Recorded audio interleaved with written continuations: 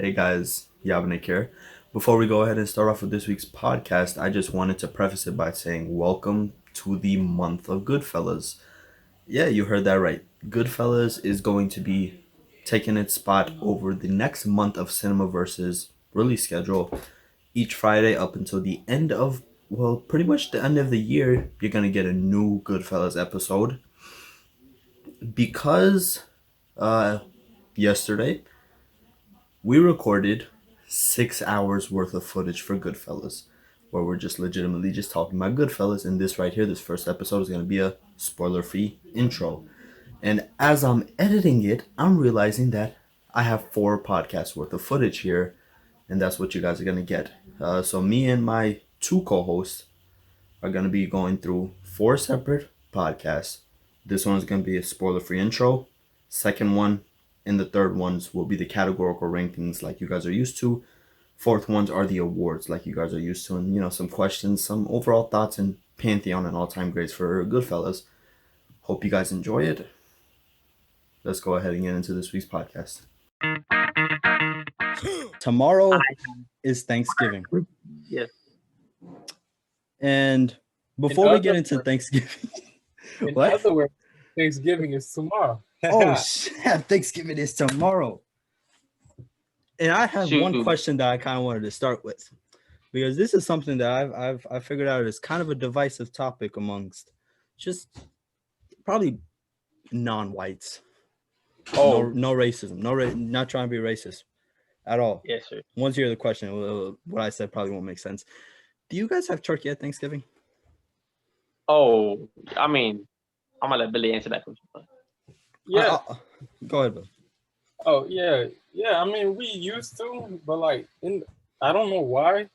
In the last year and this year, like there's controversy on whether we should or shouldn't have Thanksgiving, because we're African, and I don't know. Just like in general, like if you should have Thanksgiving in general. No, did I say Thanksgiving? I said turkey. I meant turkey. Okay. That Nebby, go ahead. I'm gonna say that I hate turkey, and I also hate chicken if it's not fried chicken and boneless. In that case, we used to have turkey, but I don't think we've done it for like the last 2 years. So turkey does not belong at Thanksgiving. I'm going to say that. I'm not going to say turkey doesn't belong at Thanksgiving. Yeah.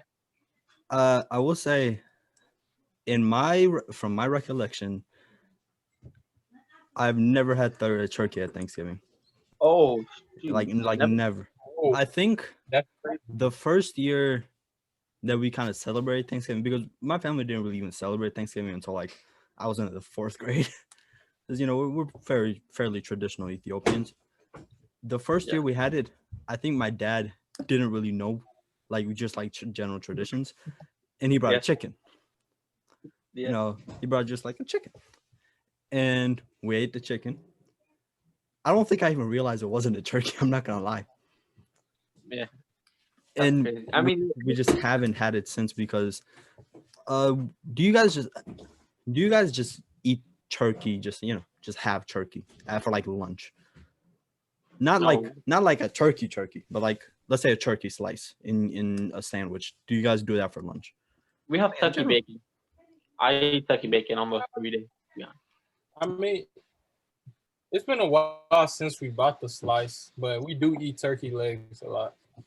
Yeah, my family just isn't that big of a turkey family, I guess. we haven't had turkey in a while. Yeah, go ahead. I do think that, okay, I don't like turkey, but I think it should be on the table just as like as for appearance sake, and it's like the biggest thing.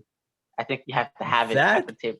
I can understand. I don't think that's smart because turkeys are fairly expensive. I never realized how expensive turkeys really are. But I can understand that, it's like, you have traditions. Even if you're, I don't know, I was about to say for Christmas, even if you're not going to have presents, you should have boxes around the tree. But rather than that, I'm saying even if you don't have like a normal, just like presents for Christmas, you should still have the tree, just like as an appearance thing. You should still have, and most people still have lights just for appearance. Yeah. Having the turkey makes sense, just for appearance sake. I would not condone it because if you're not going to eat the turkey, you're just wasting food. And Yeah, wasting food is a big no-no in the McCabo household, and probably for yours too. You're all African. We all know how this is. Can't be wasting no food. that's don't true. wait so far. Yeah, but that was just something that I've over the past week or so. If people have turkey for Thanksgiving, has been something I've been asking very frequently, and not to be racist or anything. I mean, when it comes to white people, it's almost like a unanimous yes. It's like me going up and asking somebody at my Ethiopian church if they ate injera today. It's gonna be it's obviously a yes. The most But- part about turkey is like slimy and red. How slimy and red and green it can be. I hate it when it's green. The thing is, But that's I would agree, but I've never had turkey for Thanksgiving, so I don't know. you ever had green turkey with the slimy red sauce. Outside of school, when they pass out the turkey, or like when they pass out turkey slices, or is it even turkey? Is it just ham? I don't even. Bro, I don't. Turkey and It's not. Okay, I outside think of that, I don't really have much experience with turkey. But now that we've gotten turkey out the way, and go ahead, drop down in the comments what you have turkey at Thanksgiving. Mhm. Let's introduce ourselves. I am your host, Yabnik McCabo, owner of the channel. What's the name of my channel? The Cinema Architect. The Cinema Architect, because I might be a future architect and I like cinema and visual architecture is all beautiful. Over there we have my pretty much co-host and Nebilulul Kiros, owner of the channel Neb the Hub. Yeah. Right there in the eye. And then we have our returning guest, Billy Manishim. Now, Billy, you want to know something? Wait, what's up? For the podcast channel, our viewers absolutely love you. Oh, Because 4 of the 5 Wait, hold on. most I didn't the podcast channel's viewers, of like the 40 viewers we have, they love you. Because 4 of our top 5 most viewed videos have you in them. And you've only been in about 5 or 6 podcasts. So, I mean, that's got to mean something. And, the wave. and we're talking about Goodfellas today, and we had to get back the beloved Billy Manishmar. Yeah. But we told Andrew he could stay home today. Yeah, we don't need no Andrew boy. I'm pretty sure Andrew has actually probably seen Goodfellas. Yeah. Actually, I know he's seen it. I remember one day at school he pulled up, and Hamza, every day when I would come on Monday, he would just ask me what movies I watched the weekend, and this was one of those days, those like magical days where Andrew was now with his girlfriend, and he was there, and he said that he watched Goodfellas, and I remember that because he was like, "Goodfellas, you know that movie?" I asked him how it is. He was like, "It's alright." We'll see. We'll see if that's an understatement. We'll figure out if that's an understatement in a bit. Well, as you can see from here, I think that's our preface. We have introduced ourselves. We're doing Goodfellas today. And now let's get into the movie, right? Yeah, should we start with initial impression? I want to start off by saying, Nebi, I know it was your first time watching, right? Watching Goodfellas, yeah, first time. Did you have any knowledge of Goodfellas, like in general? No knowledge other than I saw the trailer, but the trailer was nothing like the movie. The trailer made me like think this movie was garbage going into it. I mean, I don't think it was garbage going into it because I've now known that old movies have terrible trailers. But Okay, yeah. yeah, but I really had nothing to expect. I expected nothing to be honest. But the intro, bro, we can talk about the intro of the movie. Oh, we're gonna get definitely into it. We're gonna get into almost every single scene of this thing, man. I was telling Nebi right before about an hour ago, because we were gonna start an hour ago, but we're out here critiquing Nebi's college essays. But now Nebi, I told him I think this is gonna be the longest podcast I've ever done. Oh my! Because I I write notes, and usually when I'm going into these, in my notes for Goodfellas, in addition to the 2 pages that I just like wrote down random stuff as I was watching it, I have 5 pages of just ideas, stuff coming off of the categories that we're going to be doing today. Now, Nebi, you said this is your first time. You had very little awareness of Goodfellas prior to this. What were your expectations? And I know you kind of talked about it, but like going more in depth, your trailer did not do it justice, did it? Like at all? Trailer gave me nothing to go off. I think this was out of the list of movies that I'm gonna propose we review. I picked Goodfellas only because the other ones I was scared of because there was a horror movie and I didn't want to watch it. And then the other one, I don't know, but it just did not appeal to me. Yeah. Before actually we go on, the other movie that I had proposed to Nebi, Billy, I had not actually proposed to him. Nebi chose, and I kind of just went ahead because I love Goodfellas. And I wanted to do Goodfellas as soon as he said it. The other movie was Toy Story, which Toy Story. as of today is turning 25. And the reason, and I really want to do Toy Story because it was 25th anniversary, but you know what? We can do Toy Story when it is its 30th anniversary, or if we're still doing the podcast, we'll do it then. Or we might just do it next week. I don't know. We'll figure it out. But Goodfellas was released September 19th, 1990. That's 30 years ago. None of us here are even 20. None of us here are even 18. Wow. None of us here are even 18. Wow. Nebi, I know your expectations were not super high going in, actually, because Billy, I don't think you watched it directly for this one. Let's go before I get into the question about pertaining to the date. Your first experience going in, how much awareness did you have of Goodfellas as a brand, as a movie? Oh, I heard a ton of about Goodfellas. I heard it from shows. I mean, I've seen the scenes from Goodfellas. Don't remember which one, but I think I heard a ton, a very good amount of Goodfellas. Not enough that not enough that I knew what the story was. It was just the hype that I heard. I'm not iconic. It's iconicness, I guess.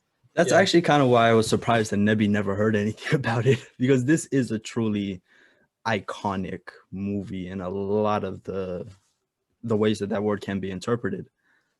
That was a bit of a surprise. Getting into my question about the date, 30 years ago, how well has this aged for you guys? Fantastic. It aged better than fine wine. Billy? All I gotta say. Yeah, I agree. I think same as Nebi. Couldn't have put it better or worse. For me, I watched it twice this week, actually. Prior to that, I think my first viewing of Goodfellas was late last year, sometime in September, probably 2019, after Hamza recommended it to me. I gotta say, when I first saw it, I understood the hype, but I think like how much hype there was around it going in limited my viewing experience a bit. And I hate to say that. I don't like it when people do say that. They're like, oh, this movie is so loved, now I gotta hate it. The thing is, even with that, I still love the movie. I still thought of it as like a 9-star movie. And that's, I went in expecting like the greatest of all time. My second viewing was over the summer. And right off the bat, I think I went from like a 9. I had a summer watches video on my main channel, and this was, I think, the first 10 out of 10 I saw over the summer. 10 out of 10. Oh my goodness. We'll get into that. Third and fourth viewings were this week. And the quality of it is kind of astounding. Given 30 years ago, there are a good amount of movies. Nebi, the Room, just like the quality in general is the quality in general of The Room versus Goodfellas. Just think about that. That movie was made 13 years afterwards. The Room was made in 2003. And I mean, I understand The Room is a garbage movie, but still, just like the quality of the camera work itself. I'm not sure. Maybe the version I saw was like remastered or something. Goodfellas is a technical accomplishment in so many ways. And well, one of the big aspects that we talked about when we reviewed The Room is the budget. It had a $6 million budget. It made back $8,000. Now, in the last podcast with Billy, we had a little game called Guess How Much Money This Movie Made. Goodfellas was made for $25 million. Would you guys like to guess how much it made in the box office? The box office. Yeah, I calculating with deflation and inflation during the 2008 market crash, the housing market. I'm gonna have to estimate that the revenue it produced at the box office was $112 million. Okay, Billy. I don't know. For some reason, the way you're talking about it makes me want to say it's lower, but it can't be. So I'm gonna say about 80 million. Goodfellas made $46 million. Oh, come on. It nearly doubled its how much money it made, but that is unbelievably low. I didn't check this, but let's look at the 1990 just box office, because I am sure that there are plenty of movies which made well over maybe even 300 mil, right? Yeah. Okay, nothing made over 300 mil, but Ghost, which I have never seen. I've never seen Pretty Woman. I've seen Home Alone. Pretty Woman is a good movie. I like it. But Go ahead. Pretty Woman, I've heard of it. Made by Disney Studios. Okay. Let's go with Home Alone. Has everybody here seen Home Alone? Yes. Oh, come on. Never. You never seen Home Alone? Never seen Home Alone? Oh, I feel like now we have to do it for Christmas. Never, how have you never seen Home Alone? Everybody has seen Home Alone. I've heard a lot about it. 10 times. Okay, Home Alone. The story already. Like I've seen so many like YouTube videos. I saw like a Family Guy thing about it. I've seen everything about it, but just two guys making it from the house. Some kid. Oh, do you know who one of those guys is? You know Tommy. You know Tommy, from Goodfellas. Tommy, the hothead, short dude. Joe Pesci. I don't remember the names like that. No, just remember the funny house scene. Oh, you mean that kid who keeps the gangster who keeps killing people? Yeah, pretty much. Yeah. That is one of the characters. Home Alone made $143 million. Actually, looking at this, Goodfellas fell at 34th for box office. Okay, I think it's safe to say Goodfellas is probably the best movie of 1990. Is it safe to say that here? I'm looking. I'm gonna eat that booty. I haven't seen a lot of these movies, but I haven't either. But I am willing to still say that. Yeah, it's definitely better than Pretty Woman and Home Alone. So I haven't seen Ghost. Now I can understand the fact that it made $46 million, in that it is a rated R movie, and unlike Home Alone, a lot of kids aren't able to even go to this, and a lot of kids probably won't be like allowed to go at all. I can understand that, but it just kind of astonished me. I feel like there's no way that it couldn't have made more than that. This is probably like the first like Italian movie I've seen, like about the mobs, about like the Really? crime mob bosses. Yeah, I think so. And I haven't seen The Godfather yet or The Godmother. That The Godmother, fairy godmother from Shrek. All right. So as for me, when it comes to how well it is aged, I have a few points here. Now, I have this weird thing where, well, not even a weird thing. I feel that a lot of Scorsese movies have this sort of timeless feel to them. One of the reasons is kind of a weird one. A lot of Scorsese movies are set in a very, very specific time, right? Yeah. When it comes to this, and I kind of want to talk a little bit about that. What is it about? Is it just me where a movie that is set in a specific time might age better than a movie set in the time that the movie is being made, if that makes sense? It has this feel of I was about to say serendipity to it. That is 100% not the right word. It has this sort of sense of fixation to a time that somehow makes it surpass the time span that it's being released in, where if it's being released in 1990, but it's set in the 70s or in the 60s, as this one is, it can't be fixed in 1990 when it was made. It's already being looked back from a sense of the future. So you already have this sense of it can't be timed because it is technically being timed, but it's being looked at from a different time span. So it allows for it to have a sense of timelessness to it, like I said. If any of what I just said makes sense. That's what you're saying. You're talking about how if we made a movie about 2010 and in the future, that movie would feel more timely. This movie was specific on time. If we were to make a movie about the 2000s, I feel that movie would age better than us making a movie about 2020.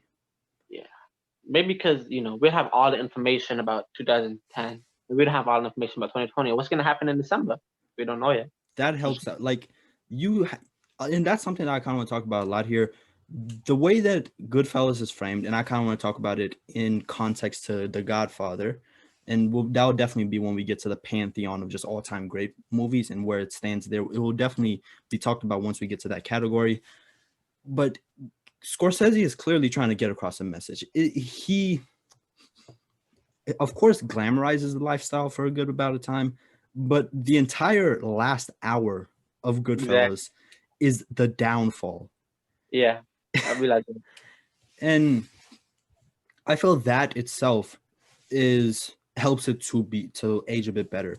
When it comes to The Godfather, it was made in the height of just the mafia era. The 70s is pretty much The Godfather came out when this movie is set. So I really don't see that. And there are like a whole bunch of stories out there. The Godfather was really heavily influenced by just the mafia. The mafia was on set every day. They were making sure that the image that was portrayed of gangsters is a good one. But here, I can't lie. I will say that I am immersed into this lifestyle for the first maybe not, I think hour and 30 minutes or so. That's up until the downfall. And would you guys agree that you're immersed into the lifestyle for a good amount of the time? For sure. I like the lifestyle. I wanted to be in the lifestyle. And you guys start to hate me for saying this. We're going to get even more into that when we just get into how the script is written, the flow of the whole thing, the character arc of Henry Hill, who I just want to make sure, Nebi, you know this. This is a true story, right? You know that, right? When I found that out, I was so shocked. I was like, no way this happened. I was okay. Even put off the ending. I don't want to go to the ending yet. I feel like we should save that. Yeah, we're try and stay spoiler free for now.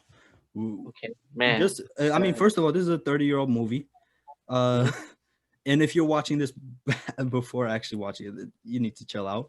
But we will stay spoiler free until we get into the categorical rankings. For our intro right now, we will stay spoiler free. There's a whole section where we'll just give our quick spoiler free reviews. But for right now, let's continue. Go ahead, Nebi. Try and stay spoiler free for at least maybe the next 10 to 20 minutes. Go ahead, Nebi. Okay. Okay. Once I found out it was a true story, I did some research. I figured I looked into these characters. I wanted to see what they really look like in real life. Save that. All right. So Nebi, you're talking about the likeness of the characters. Now, what I actually have when we get to questions, one of my questions is who looks most like their real life counterpart. We will get into that. There's so much I am hinting at here, and I'm pretty sure this episode is going to be split up into a few different parts. We'll get through it. We'll figure it out. But for now, let's go ahead and get into some of the awards that Goodfellas has won. 6 Oscar nominations. Fairly good. Only one win. That win was for our friend Joe Pesci. Now, the 5 categories it lost in. It lost for Best Picture. It lost to Dances with Wolves, which have any of you seen that one? No. I have not either, and I'm quite frankly I don't want to because it's 3 hours long, and it just doesn't look like my cup of tea. It lost for Best Director, which that's kind of crazy. Guess who it lost to? Kevin Costner in Dances with Wolves. Who's that? Kevin Costner. I feel like you guys should. Kevin Costner is just a guy that you probably know. Like, you know this guy? I've seen him, man. Seen that picture. I recognize one of his pictures. I feel like he has a recognizable name, but it's just kind of hard to match him with his picture or with who he is. But he beat out Martin Scorsese for Best Director. Best Adapted Screenplay. Well, I will get into why I hate this so much. It lost to guess who? Mr. Blake in Dances with Wolves. Dances with Wolves absolutely dominated this Oscars. And then it lost to in Best Film Editing, which now that's crazy. How does Goodfellas lose in Best Film Editing? Quite frankly, I think Goodfellas has some of the greatest film editing ever. And that's something we'll get into when we get into the aesthetics, which... Wait, what Oscars was this? Was this one... Oscars back in 1990? The Oscars works as... The Oscars of this year is about the movies of last year. Oh. So the 2020 Oscars was about 2019 movies. So 1990 movies, 1991 Oscars. Oh. Now, those are all of the... it also lost to Best Supporting Actress for Lorraine Bracco, who played Henry Hill's wife, who played the main character's wife. Lost there, but this time it lost to Whoopi Goldberg. And Whoopi Goldberg is... I mean, you got to give it to Whoopi Goldberg. I don't know if she was an actor. Actress. Is she the woman? Yeah, is she the woman on The View? Yeah, she's one of them. Hello? No, I'm not. All right. So, Goodfellas is... We've talked a good bit about it. For somebody who doesn't know what it is, Goodfellas is the cinematic adaptation of Nicholas Pileggi's novel Wise Guy. Nebby, you're talking about how astonished you are that this is a real life story. And in fact, that book is about... It chronicles the life of Henry Hill, a real life mobster who worked for the Lachesse family, one of the big 5 mobster families that dominated American crime in the 1970s. Nebby, if you're really interested with this movie and then the overall plot and everything about it, I feel like you should really get into just researching about the 5 families, the 5 mafia families. Wait, I was frozen. What did you say? All right, Billy, we'll be back. I was saying this movie chronicles the life of Henry Hill, real life mobster, real life gangster. He worked with the Lachesse family. He was not directly a part of the family, and I'll get into that in my opinions on, and like just kind of my take of how his story is portrayed throughout the film itself. It is, I'm telling you, if you are really into this story, you got to do more research about just the big 5 families in the mafia that they kind of just dominated the 1970s in American crime. And that was like, how much of research did you do, like after watching this? You said that you looked into it a little bit. Research of the names. I read the bio, and I got all I. Quite frankly, that's enough. I mean, how My much favorite. more do you need to do? But if this did intrigue you, I would really recommend you look into that. Look more into just not all mobster movies are this truthful. Like I said, The Godfather, as great of a movie as it is, 100% fabricated. This is, I won't say 100% true, but it might linger along the lines of like 80-85%. I feel like the ending mostly was true. I feel like maybe one critique I can make of this movie is I don't if I had to look about how true this movie was, if I did like I like the beginning Mhm. more I would give the movie. But I would just say my predictions, I have no basis of saying this, but I just predict that the beginning or the middle half of this movie, maybe the not maybe the beginning was less true. The first half was less true, and then the second half I I feel like it love that you was a said bit that. You yeah, know why I love that you said that? is that wrong? Because a lot of the first half was uh desensitized for the viewing public. A lot of the What does stuff that that the mafia did was much worse than what we saw. oh Every single, not every single, but the majority of the crimes that you saw, the Lufthansa heist, real life thing. Remember that first time when he robbed the $420,000, the Air France one, real life thing. I can search it up. Let's go ahead and search it up. Lufthansa. I have a whole. We're gonna talk a lot more about that in a second. Lufthansa heist, 1978, real life thing. I don't want to like do too much because one of the questions is about this later on. We'll get into that. Now, does that like, well, what effect does that have on you to know that a lot of what you just thought was absolutely fabricated, actually, a lot of it was true, and some of it was even lessened for us? How do you feel about that? I have to feel I really love it when there's a good true story movie. It just makes me appreciate real life. It makes you think that real life can be stranger than fiction, even in a bad way, like this movie. Because if Now, it was still around, I'd just have to stop it. I'd have to intervene. I understand that this is a long ass intro, but let's go ahead and get a bit into the guy who directed this, Martin Scorsese.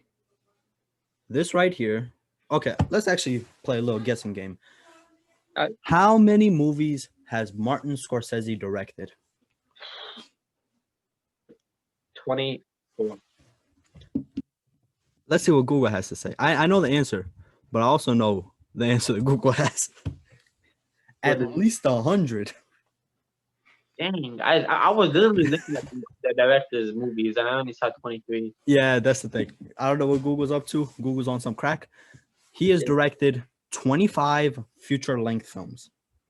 Now, those are future. You know what feature length means, right? Just like normal 2 hour, maybe hour and 30 minute long movies that we watch what we consider as movies.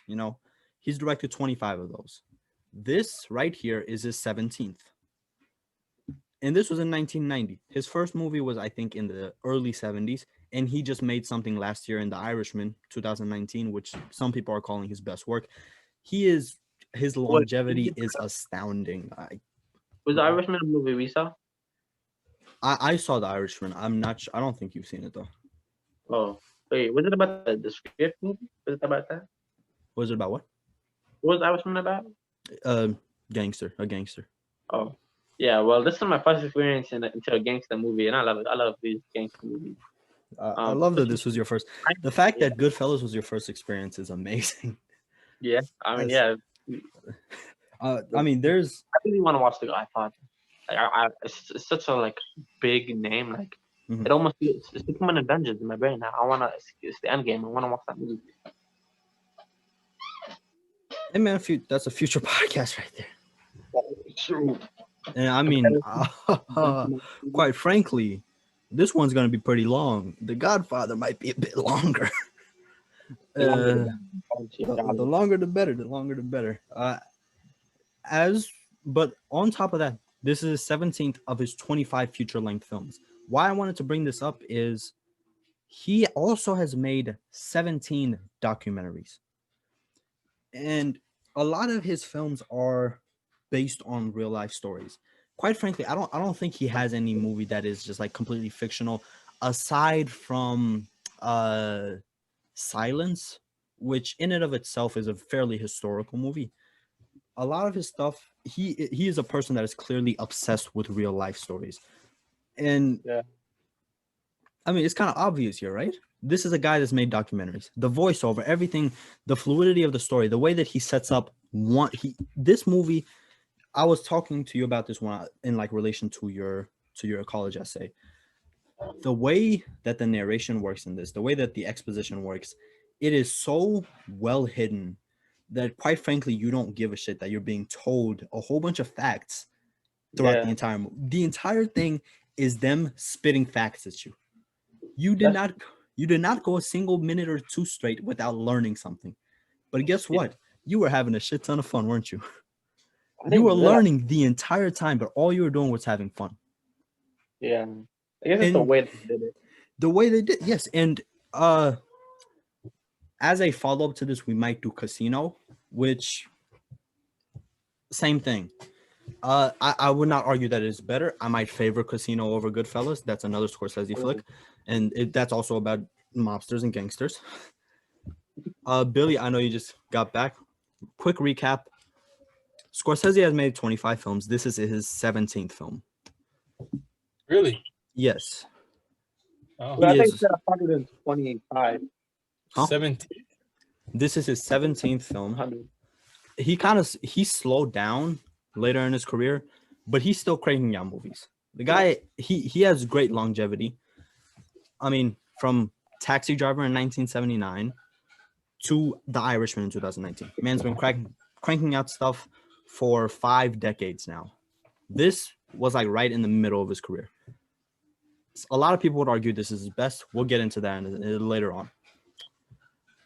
And on top of that, guy made 17 documentaries, right?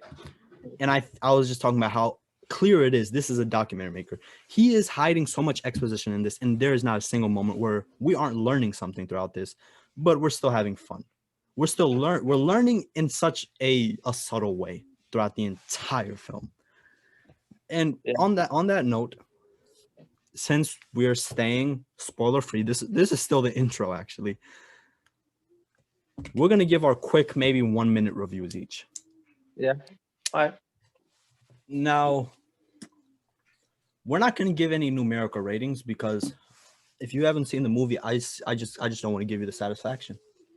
You don't get numbers because you should watch this. But what we are gonna do is, just okay. First of all, this is probably a dumb question. Would you recommend this? Well, I wouldn't recommend it to people like people who I don't know what to say want more. I mean, I guess there was action, but like this action was almost like the dialogue, and it was almost like the story was the action and not the physical action. Okay, one more time. Let's do a quick guessing game. How many people die in this movie on screen? On screen, I can. How many seconds do I get to count? 5, 4, 3, 2, 1. Oh, is that the answer? How many people? Am I No. I'm counting down. You give me your answer, quick. This is like a. Okay. 7. Billy, how many people die on screen? 25. 5? Exactly 5. 25?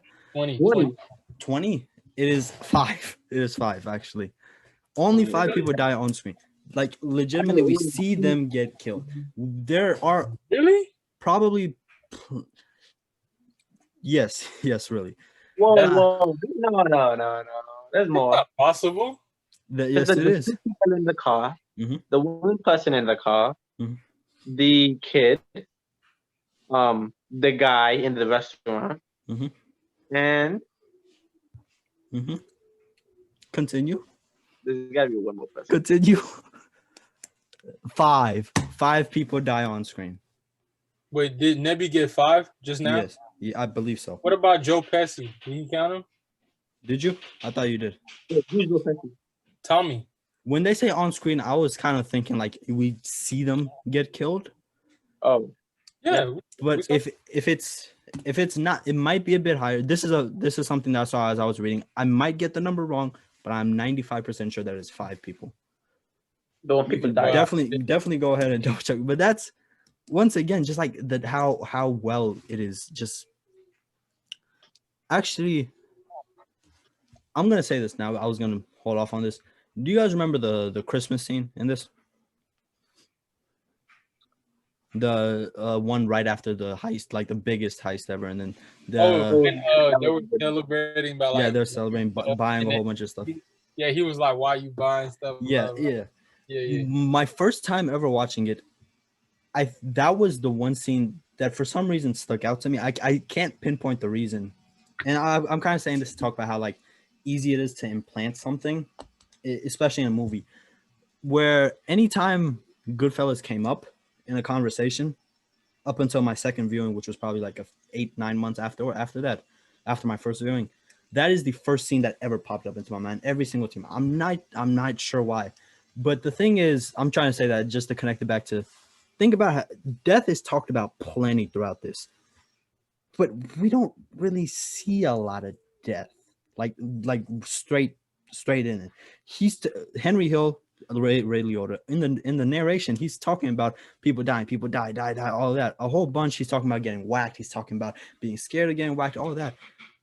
But he himself never gets whacked. The entire story. Go ahead. That was actually surprising because I was like, this dude is definitely gonna die.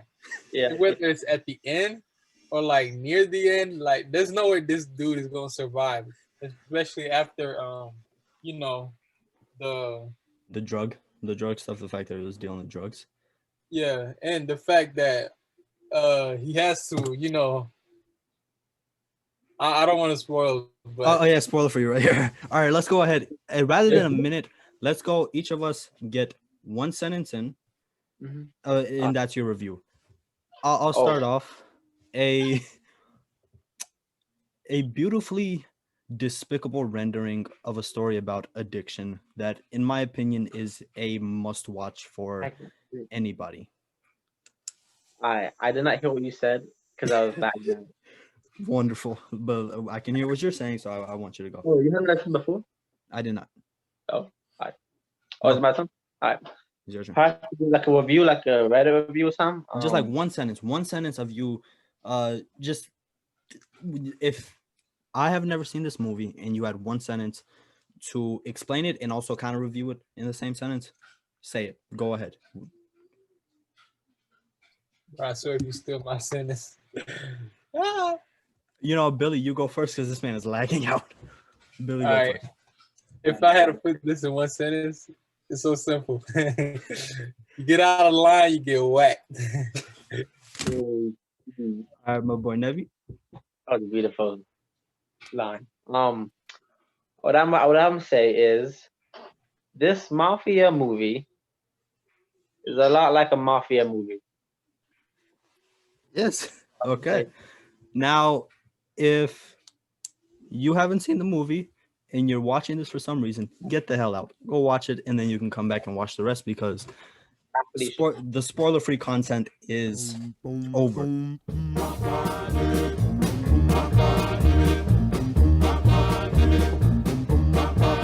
Now they often call me Speedo, but my real name